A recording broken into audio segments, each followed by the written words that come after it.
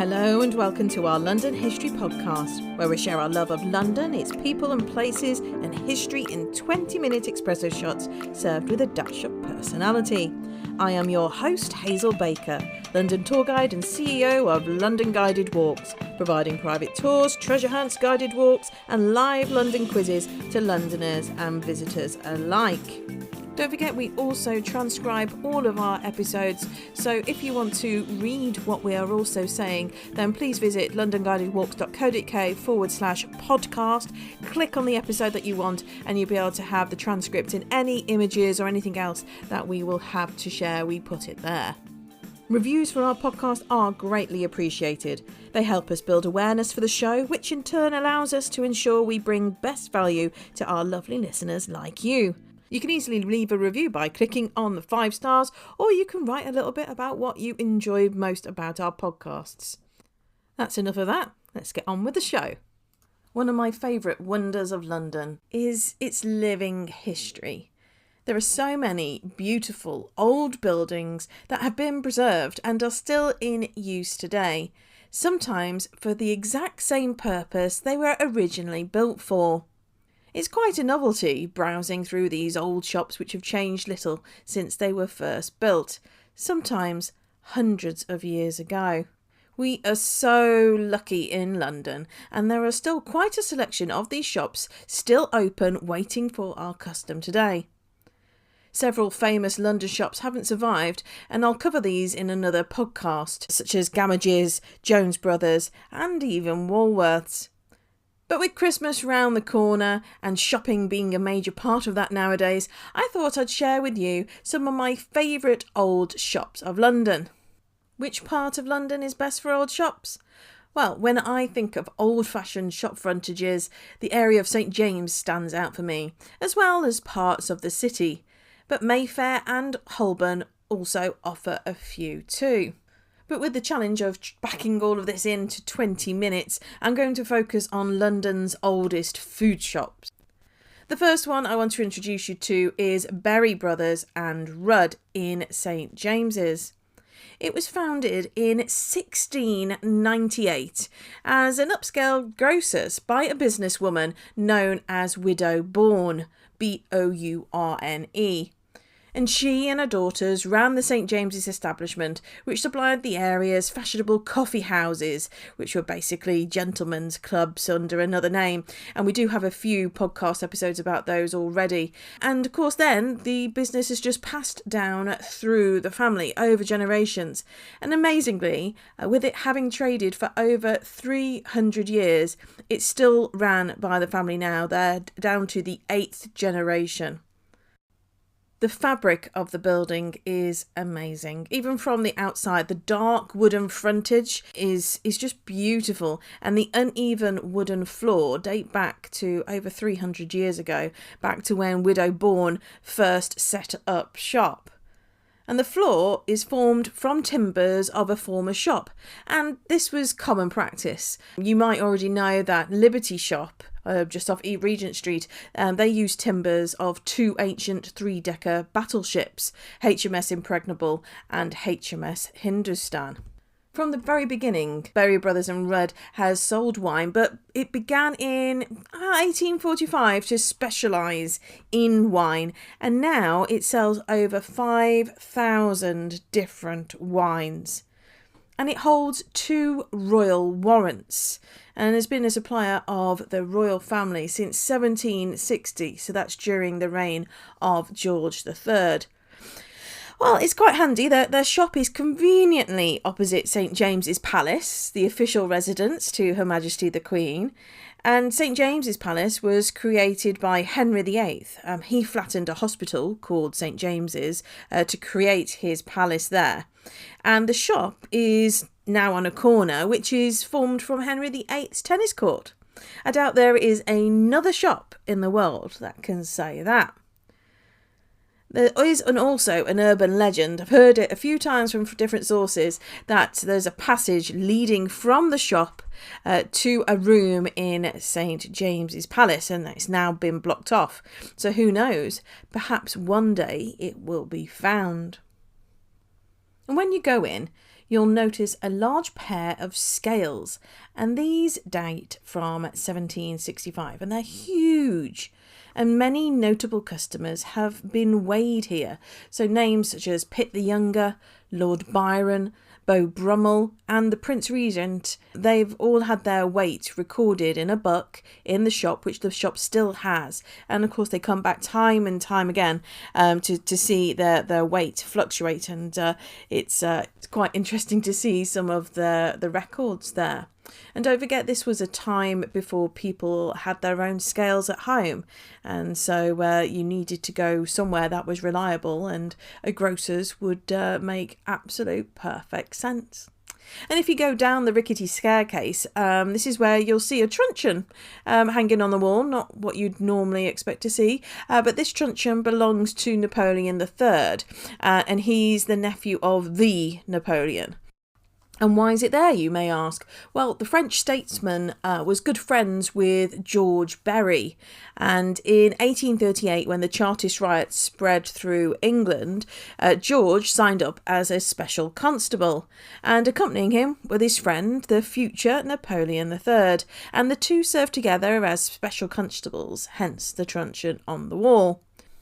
The vaulted cellar is named after Napoleon, as he used the location as a secret meeting place when in exile in London. And if you love being outdoors in this season, then perhaps you will enjoy their ginger liqueur. It was invented in 1903 at the request of the physician of Edward VII, and so that's the son, or the eldest son of Queen Victoria. Now, the king loved to race around in his high-speed Daimler car, so we're talking like 20 miles an hour, and and he did this come rain or shine. And he loved his car so much, he actually had 8 of them. Quite a staggering amount, since these were not commonplace at all. The king's physician was worried that the king may catch his death when driving on these chilly winter days due to the wind chill. And so the purpose of creating this cordial, which was a combination of ginger cordial and brandy, was to resuscitate and revivify. And the early incantation, that was just lapped up. It was quickly taken up by Edward VII's friends and other members of high society as a restorative liqueur. And this accompanied them on their outdoor activities. And before long, it was a popular drink amongst Edwardian shooting parties. Ginger brandy special liqueur was produced by Henry Berry, but was renamed the King's Ginger in Edward VII's honour in 1935. Oh, and it goes rather well with hot chocolate. Our next London food shop has a history 313 years old, and that is Fortnum and Masons. So this is such a fabulous shop. It's beautiful on the inside and out, and this is one of the shops that we get to see on our Christmas lights tour. And Fortnum and Mason is essentially a London destination that you need to go and experience some extraordinary food. Its headquarters are located on Piccadilly 181, and so it's not far from Berry Brothers and Rudd. And they too also have 2 royal warrants. But Fortnum and Masons is a different kind of beast. Instead of specialising in one type of product, they have increased their offering now to different locations and also afternoon teas. Fortnum and Mason is rich with history and also innovation, from the invention of the Scotch egg in 1738 to its revolutionary sparkling tea in 2020. And it continues to span new outposts at home and abroad. It's got 5 retail units as well. It's got a colourful, continuous history and has often been centre stage at some of London and the UK's most important historical moments. It was established in 1707 during the reign of Queen Anne by Hugh Mason and William Fortnum. And Fortnum had taken a position as a footman in Queen Anne's household. And that's when Fortnum found that he could make a fortune by selling the Queen's bundles of discarded half-burned wax candles. And he managed to convince his landlord, Hugh Mason, to start a business venture together, and so they opened the now famed grocery shop. It was decades later when the shop became primarily interested in selling mostly food to travellers, so they packaged easily transportable meals. And they did this as they found the shop was perfectly placed for travellers venturing west. And Fortnum developed the smart idea of wrapping a hard-boiled egg with pork sausage meat, covering that in breadcrumbs and deep frying the whole thing. And hey presto, you have the world's first Scotch egg. But how did the Scotch egg get its name if it comes from London?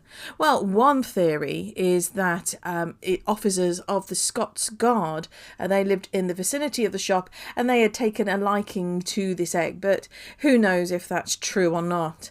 It's certainly a favourite of mine, I must admit, especially when I'm needing something to munch on between London tours, as it doesn't lose its shape and it's got great taste and is very easy to eat. Fortnum's reputation was built on supplying high quality food.